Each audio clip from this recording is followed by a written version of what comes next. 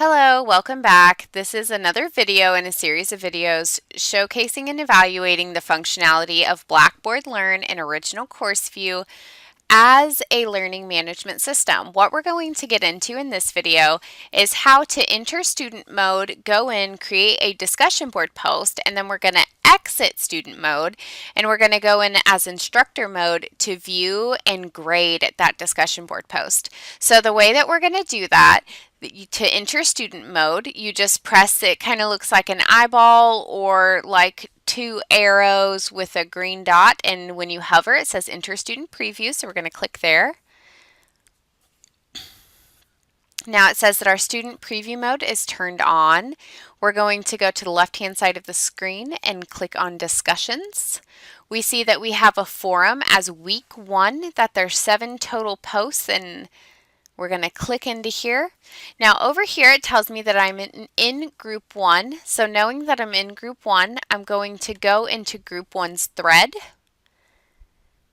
And I'm going to respond to what my instructor asked me to do.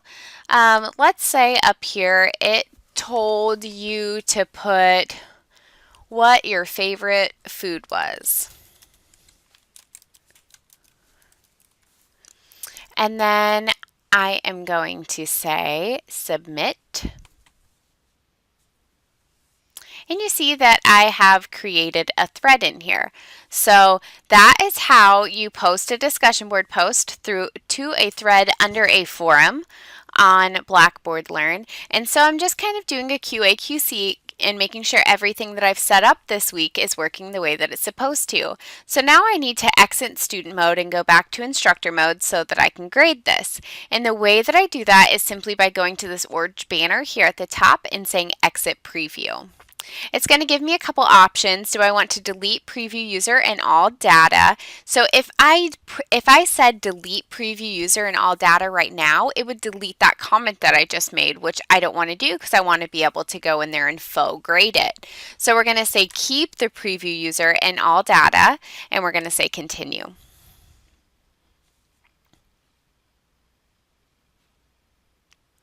So here we go. Now we are back in instructor mode. I am in my instructor mode.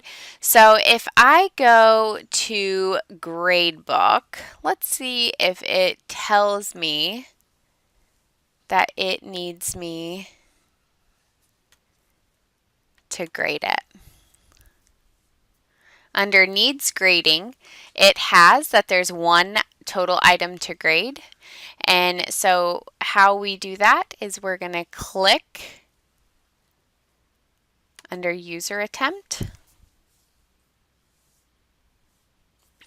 we're going to come in here and we are going to grade. So hello, my name is Justine. My favorite food is smashed fermented grapes. Is going to be obviously if this was real. So you could submit that as a response back to the student. You could also put some feedback to here. And then let's say because we don't feel like they typed enough, we give them a 3 out of 5.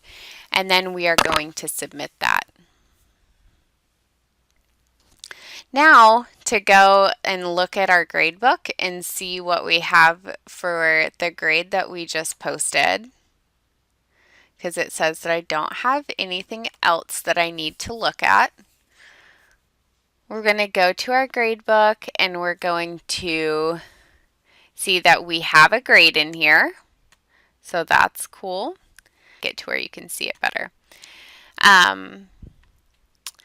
Is we are going to take this week 1 that it created and we are going to edit the column history, column information, and what we should be able to do is give it that category. So instead of discussion, we want it to fall under week 1 because we created that in earlier videos.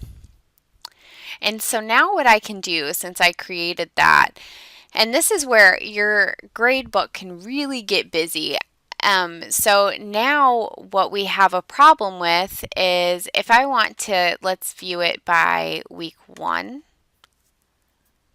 because I created it here and then we also created it in the actual discussion boards post, it would be showing up twice. So this is a good way to QA/QC your course and see that the way that Blackboard is set up is it'll automatically create stuff in Gradebook for you, which is really awesome. So what we would do is we would delete that week 1 discussion board posts, or another option that we could do is create discussion boards under our specific groups would be another option there.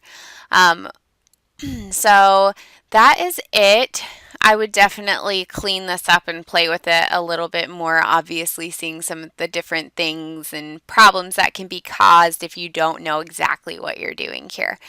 So that's it for this video. Please stay tuned because we're going to continue to take a deeper dive into the functionality of Blackboard Learn as a learning management system.